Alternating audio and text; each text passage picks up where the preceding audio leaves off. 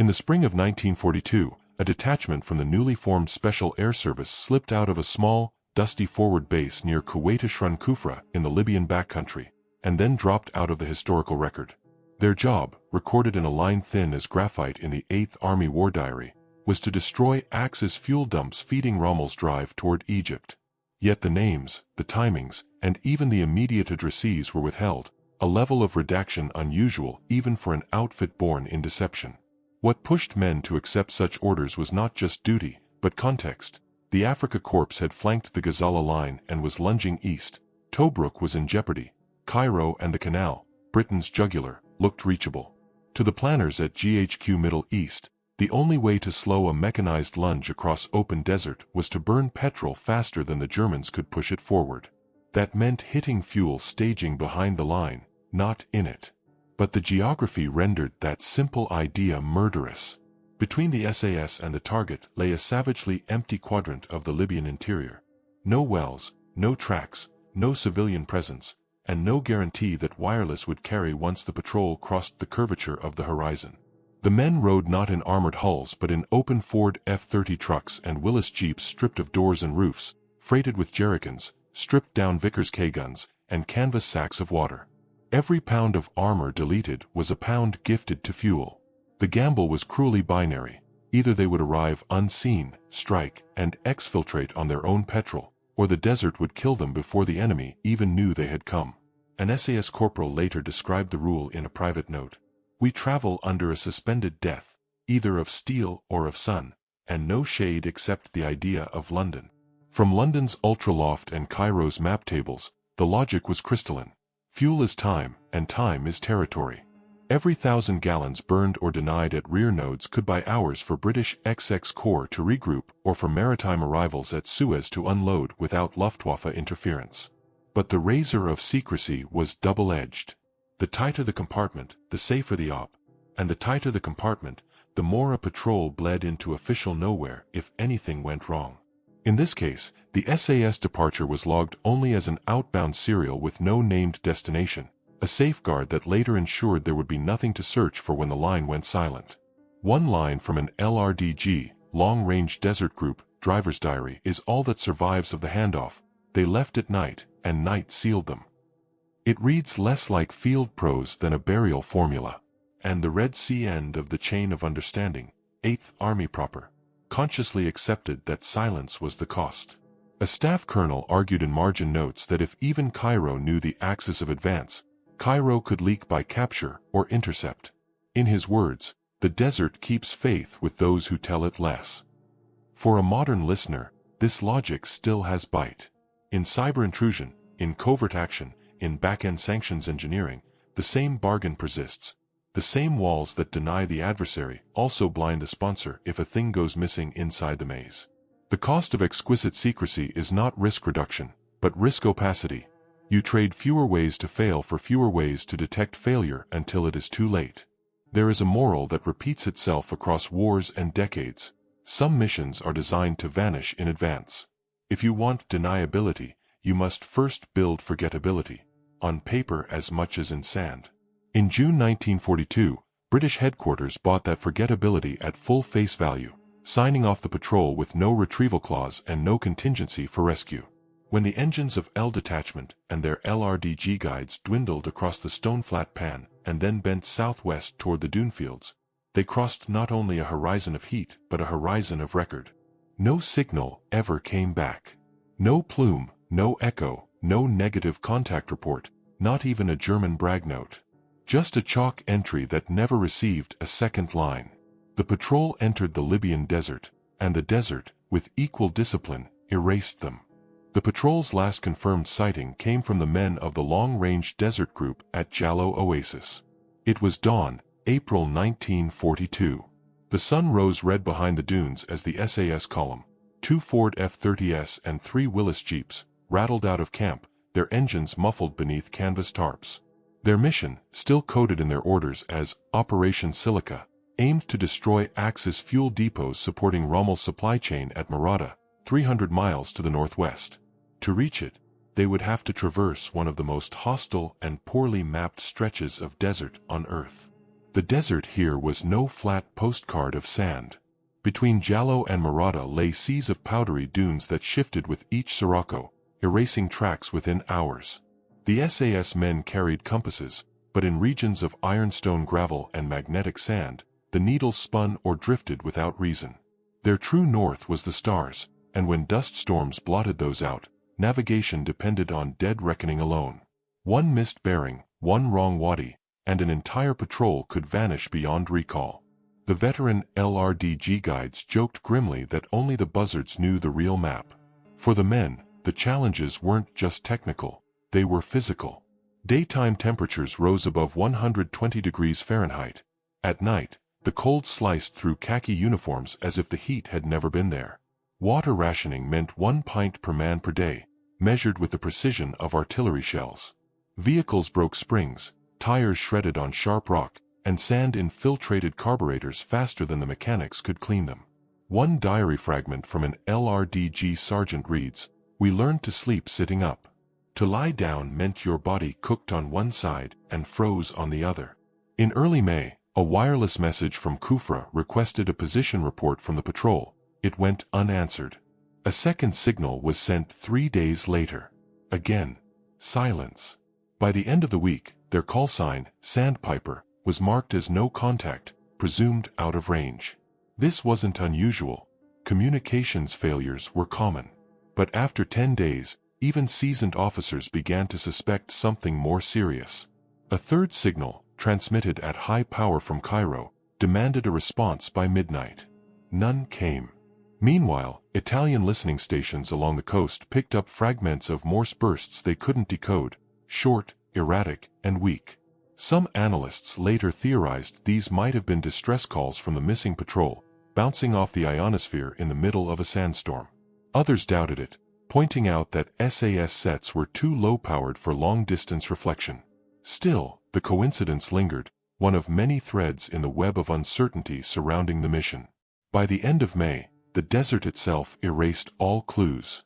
A reconnaissance flight out of Siwa Oasis spotted faint tire tracks, parallel lines stretching across a gravel plain before vanishing into dunes.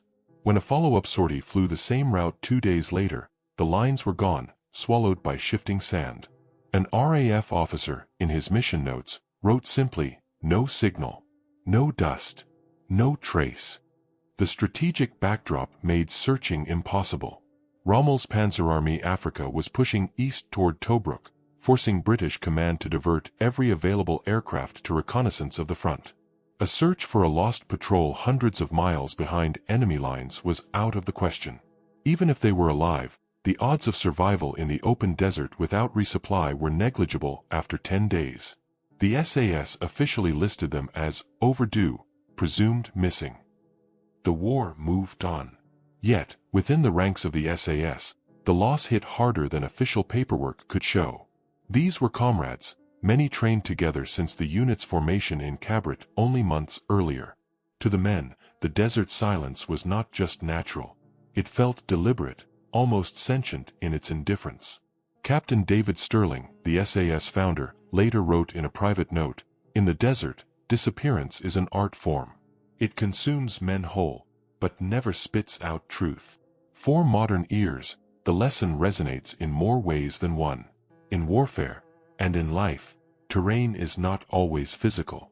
Bureaucracy, secrecy, and chaos can be deserts of their own, swallowing information just as completely as dunes swallow tire tracks. The SAS had ventured into both kinds that spring, and the result was the same, absence. As summer heat built across the Libyan interior, the wind scoured clean the last evidence that the patrol had ever existed. The war diaries closed the entry with a single line, "Further contact impossible." But in Cairo and London, quiet whispers began. Had the patrol been ambushed, lost their way, or stumbled upon something they weren't meant to find? The official silence left space for only speculation, and the first hints of the enduring mystery that would haunt the SAS for decades to come. Even before the patrol vanished, Bletchley Park had been reading fragments of German traffic hinting that the Afrika Korps expected deep penetration raiders somewhere south of the Marada, El Agheila belt. Ultra-decrypts suggested fuel points were being reinforced by detachments of 15th Panzer Division, with mobile patrols sweeping likely approach corridors. That intelligence was passed to Cairo, but not necessarily to the patrol already outbound. In 1942, compartmentation was ruthless. To protect Ultra, you did not warn men with warnings whose origin you could not explain. The result was a structural tragedy. The SAS may have walked blind into a defense the Germans built because of British code-breaking success, intelligence that never reached the men who would die under its shadow. The German reinforcement itself is not debated. What is debated is what happened next. German war diaries and after-action reports from units near Marada make exhaustive mention of minor skirmishes with LRDG scouts, of minefields lifted, of fuel convoys burned by air, but no line, not even a boast, about a captured or destroyed SAS raiding column. And in this theater, silence in German paperwork is not normal. When the Wehrmacht killed British raiders, it wrote it down with methodical pride. Some historians draw parallel to the disappearance of HAB force fragments in Iraq the previous year. When irregular units die unseen, by heat, by bogging, by navigation loss, the battlefield leaves no narrative thread for the victor to record.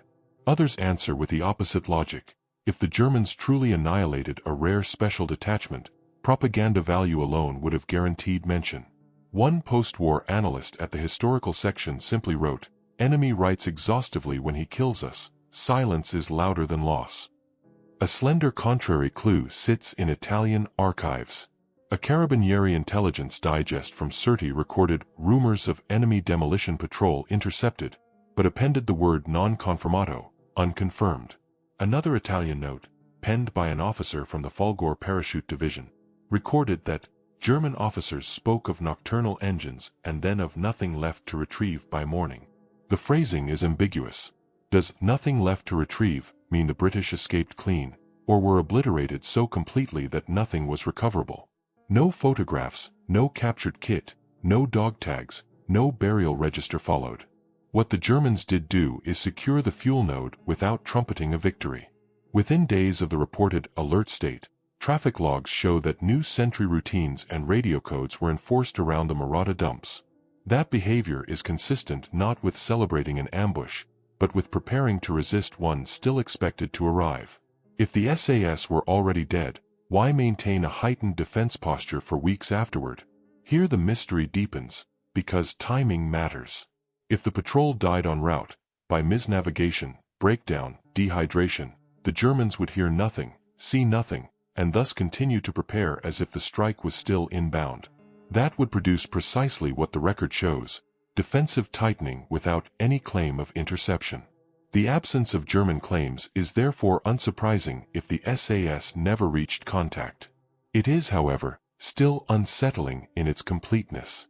No wrecks found by Axis patrols. No prisoners paraded.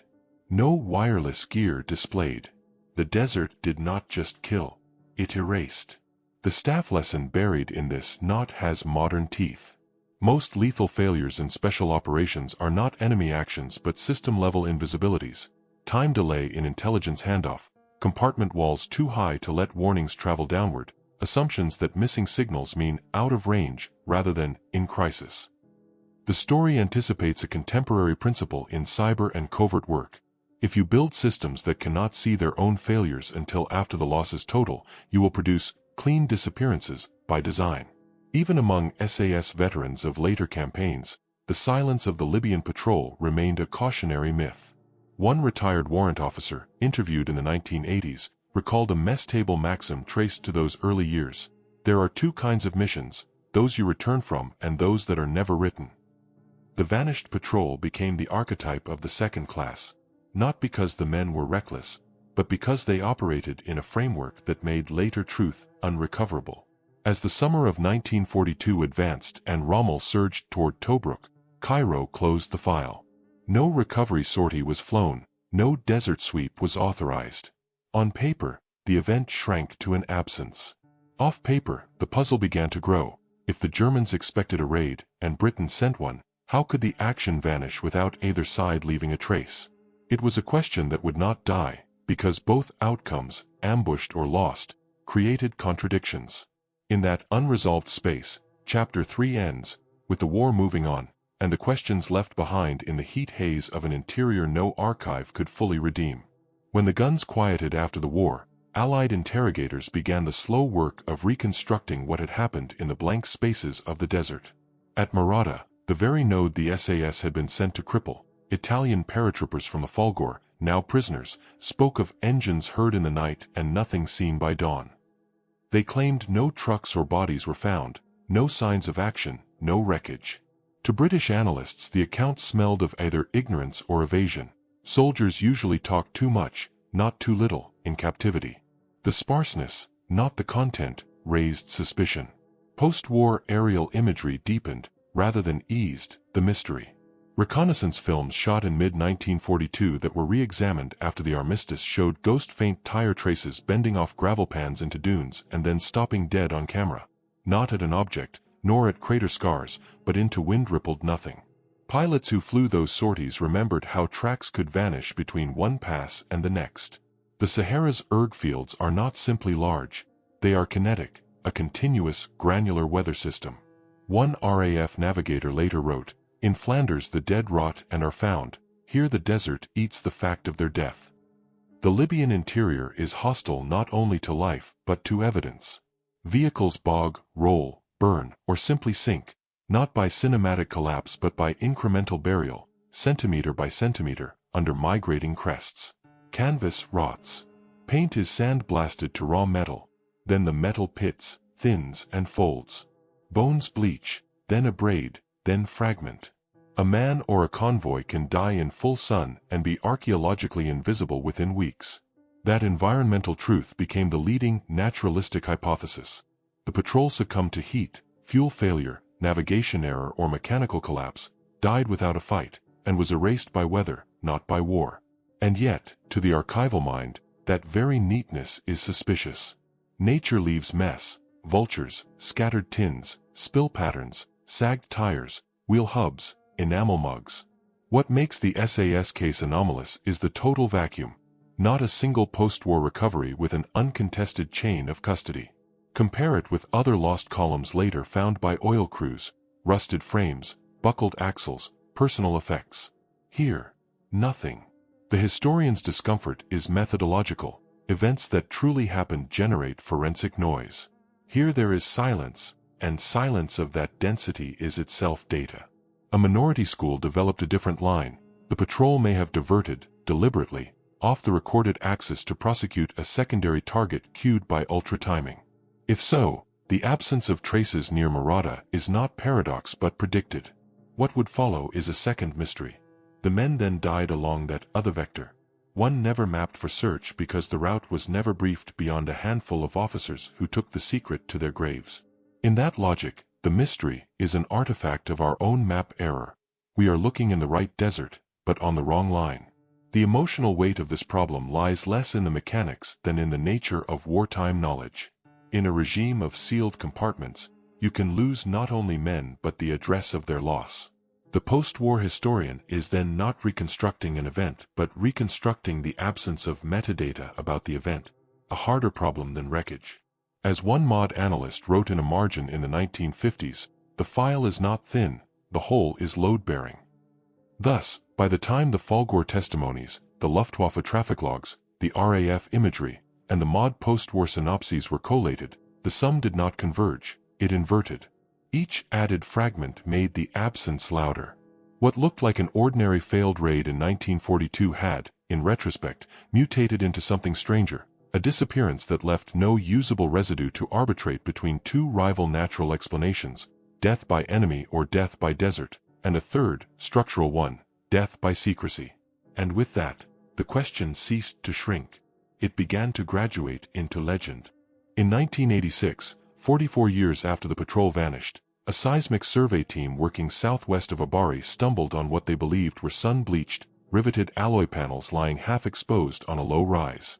Alongside them sat British pattern jerrycans and a buckle of webbing corroded to green scale. The crew marked the site with oil field flagging, intending to log coordinates and return with cameras after the shift. By the next dawn the wind had erased the entire exposure, flagging torn, all surfaces reburied. In the confusion of camp moves and changing supervisors, the exact spot was lost. That one-day sighting crackles because it fits the physics of the ground. Desert does not preserve evidence as a museum, it loans it in intervals. Other famous Sahara finds, downed warplanes, lost caravans, were likewise exposed by wind windows measured in hours, not months. A member of the survey later swore under interview that some rivet spacing looked aircraft, not truck, prompting speculation they had refound not the SAS but an Axis crash site. But against his recollection sits the jerrycan detail. German cans were embossed differently. British pattern was distinctive. Memory and metallurgy leaned in opposite directions. When an academic expedition tried to relocate the site in 1990 using the best reconstruction of the cruise notes, they hit the permanent problem of that latitude. Terrain features migrate. A dune, once in motion, does not mark its travel for historians. The 1990 party returned empty. Their report, dry as chalk, concluded, no material reacquired, witness not disproved. That phrasing is critical. Absence of refinding is not evidence of first error, only of second failure. From that episode grew a second wave of theorizing, not about what happened in 1942 but about why nothing stays legible. One school argued the SAS mystery is simply a survivor of sampling error. There may have been dozens of small finds over decades, tins, plates, bones, all individually mislogged, reburied, or dissociated in memory. The war did not leave one neat wreck, it left a trail pulverized and scattered beyond reconstruction. Against that school stood those who pointed to the cumulative null, 40 years of oilfield mobility, Bedouin traverse, and military survey without a single artifact tied with chain of custody certainty to the missing patrol. There is a psychological shift here worth naming. Up to 1986, the mystery looked like a wartime one, enemy versus desert. After 1986, the mystery smuggled a new layer, the caprice of rediscovery itself. We were no longer only asking, how did they die? But, how does a fact fail to re-enter the record when glimpsed? That second question is not historical but epistemic, about how truth behaves under noise, time, and terrain. For operational professionals, soldiers, aviators, analysts, the 1986 incident became a caution. The world is partly adversarial and partly entropic, and the entropic part is undefeated. You can hunt competently and still be denied not by cunning but by physics. In a later briefing paper for the Army Staff College, an instructor used the SAS case to illustrate the idea that some losses are non-invertible. You can know that an event happened without being able to reconstruct it even in principle, because the carrier of the evidence is transient. Thus by the late Cold War, the vanished patrol had migrated from a file anomaly to an object lesson. Not because new facts resolved the gap, but because new near facts reopened it. A mission that disappeared in 1942 had now disappeared twice. Once in contact with the desert, once again in contact with human recall. And with each failed refinding, the paradox hardened. The more we looked, the less we could prove had ever been there at all. In the 2000s, the British Ministry of Defence declassified a thin packet of wartime staff papers long thought administrative debris. Buried in the folio was an annotation that detonated the standing reconstruction, a marginal hand in blue pencil, dated June 1942, noting that the outgoing SAS patrol, authorized to exercise secondary strike option if ultra-timing indicates change in Axis fuel movement. In plainer English, the patrol may have been permitted, even obliged, to turn off the recorded axis toward a different target if an intercept window opened. If that pivot occurred, then every later search and every post-war inference was pointed at the wrong geometry from the outset. That single clause reframes the disappearance from mysterious outcome to mismeasured problem. If the men obeyed their sealed instructions, they vanished not in spite of planning but inside its intended opacity. They would have died on a line no map retained, under a justification no file later named, pursuing a trigger no searcher was allowed to know existed. The void in the archive was not an accident but a side effect of the secrecy that sponsored the patrol. That logic answers one half of the riddle. Why no German boast, no Italian claim, no body count? If the patrol never struck the advertised node at Marata because it diverted, the Axis would defend the wrong place exactly as the British later searched the wrong place. Two mirrors of the same sealed logic.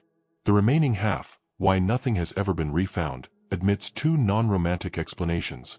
1. Burial and abrasion in moving desert, plus 2. The fact that the correct corridor was never retrod. You cannot re-find what you never correctly re-aim a search toward. Professionally, the declassified note landed as a doctrine lesson. Special Operations Doctrine since has formalized something the desert wrote in bone. The tighter the compartment, the higher the chance of perfect disappearance when failure occurs. Secrecy does not only deny the enemy, it discounts the sponsor's ability to diagnose, or even detect, its own loss. In modern idiom, exquisite secrecy and post-incident knowability are anti-correlated states. You may buy one or the other, but not both. For the lay listener in 2025, the story carries a civilian corollary. Many modern systems, from nuclear command to spaceflight to financial plumbing, are built with similar one-way veils. When they fail dark. The SAS case is not only a relic of North Africa, it is a durable pattern of how complex, high-stakes undertakings structure their own opacity. Disappearance is often not supernatural but engineered by side conditions of our own design. A senior historian at Sandhurst, writing on the file after the 2000s releases, offered the rare concluding sentence that neither resolves nor romanticizes. He wrote, "The file terminates not in ignorance but in constraint. They died on a line whose existence was itself classified." It is the least dramatic and most devastating closure. The mystery is not that no one knows. The mystery is that the architecture was built to ensure no one could know afterward without betraying the secret that preceded the loss. Thus an SAS patrol that drove off Kufra's hardpan in 1942 did not simply fail and vanish. It succeeded in fulfilling the operational condition that made later truth unrecoverable. Their disappearance is the downstream price of having been given an option branch that no log was allowed to vest on paper. The desert performed the burial, the bureaucracy performed the forgetting. 80 years on, the record stands negative and likely will remain so. No cockpit voice, no helmet cam, no beacon, no black box, only a ribbon of time and sand that overwrote its own chalk. The war continued without them, the archive closed above them. What remains is not a solvable puzzle but a finished shape, a mission designed to leave no survivable trace of its own path once the last radio fell silent in the heat.